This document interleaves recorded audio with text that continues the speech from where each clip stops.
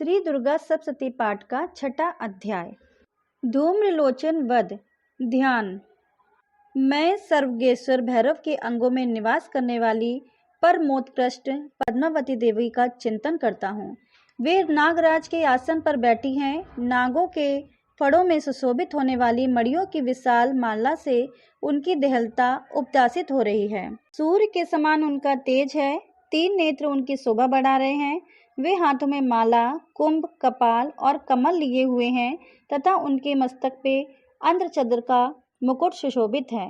ऋषि कहते हैं, देवी का यह कथन सुनकर दूत को बड़ा अमर्ष हुआ और उसने दैत्यराज के पास जाकर सब समाचार विस्तार पूर्वक कह सुनाया।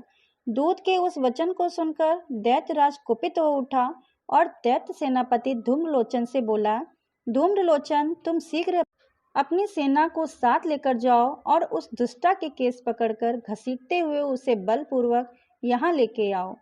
उसकी रक्षा करने के लिए यदि कोई दूसरा खड़ा हो तो वह देवता, यक्ष अथवा गंधर्व भी क्यों ना हो, उसे अवश्य मार डालना। ऋषि कहते हैं, शुंभ के इस प्रकार आज्ञा देने पर वह धूम्रलोचन दैत्य 60,000 असुरों की सेना को साथ लेकर वहां से तुरंत चल दिया। वहां पहुंचकर उसने हिमालय पर रहने वाली देवी को देखा और ललकार कर कहा, अरे तू निशुंभ के पास चल। यदि इस समय प्रसन्नता पूर्वक मेरे स्वामी के पास नहीं चलेगी तो मैं बलपूर्वक झोटा पकड़कर घसीटते हुए तुझे यहाँ से ले चलूंगा। देवी बोली, तुम्हें दैत्यों के राजा ने भेजा है। तुम स्वयं भी बलवान हो और तुम्हारे साथ विशाल सेना भी है। ऐसी दशा में यदि मुझे बलपूर्वक ले चलोगे तो मैं तुम्हारा क्या कर सकती हूँ।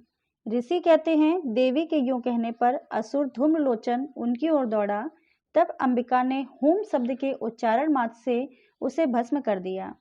फिर तो क्रोध में भरी हुई दैत्यों की विशाल सेना और अंबिका ने एक दूसरे पर तीखे सायकों, शक्तियों तथा फरसों की वर्षा आरंभ की। इतने में ही देवी का वाहन सिंह क्रोध में भरकर गर्जना करके गर्दन के बालों को हिलाता हुआ असुरों की सेना में कूद पड़ा। उसने कुछ दैत्यों को पंजों की मार से, कितनों को अपने जबड़ों से और कितने ही महादैत्य को पटक कर होंठ के दाढ़ों से घायल करके मार डाला। उस सिंह ने अपने नखों से कितनों के पेट फाड़ डाले और थप्पड़ मारकर कितनों के सिर धड़ से अलग कर दिए। कितनों की भुजाएं और मस्तक काट डाले तथा अपनी गर्दन के बाल हिलाते हुए उसने दूसरे दैत्यों के पेट फाड़कर उनका रक्त चूस लिया। अत्यंत क्रोध में भरे हुए देवी के वाहन उस महाबली सिंह ने क्षण भर में ही असुरों की सारी सेना का संहार कर डाला। शुंभ ने जब सुना कि देवी ने धूम्रलोचन असुर को मार डाला, उसके सिंह ने सारी सेना का सफाया कर डाला, तब उस दैत्यराज को बड़ा क्रोध हुआ। उसका ओठ कांपने लगा। उसने चंड और मुंड नामक 2 महादैत्यों को आज्ञा दी, हे चंड और हे मुंड, तुम लोग अपनी बहुत बड़ी सेना लेकर वहां जाओ। उस देवी के झोटे पकड़कर अथवा उसे बांधकर शीघ्र यहाँ ले आओ। यदि इस प्रकार उसको लाने में संदेह हो तो युद्ध में सब प्रकार के अस्त्र शस्त्रों का समस्त आसुरी सेना का प्रयोग करके उसकी हत्या कर डालना। उस दुष्टा की हत्या होने तथा सिंह के भी मारे जाने पर उस अंबिका को बांधकर साथ ले शीघ्र ही लौट आना।